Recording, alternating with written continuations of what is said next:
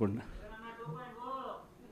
ఒక్కటే గుర్తుపెట్టుకోండి, ఈసారి జగనన్న 2.0 కొంచెం వేరుగా కూడా ఉంటుంది.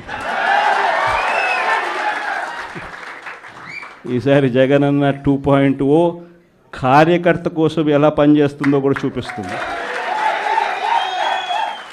ఇది మాత్రం నేను ఖచ్చితంగా చెప్తా ఉన్నా.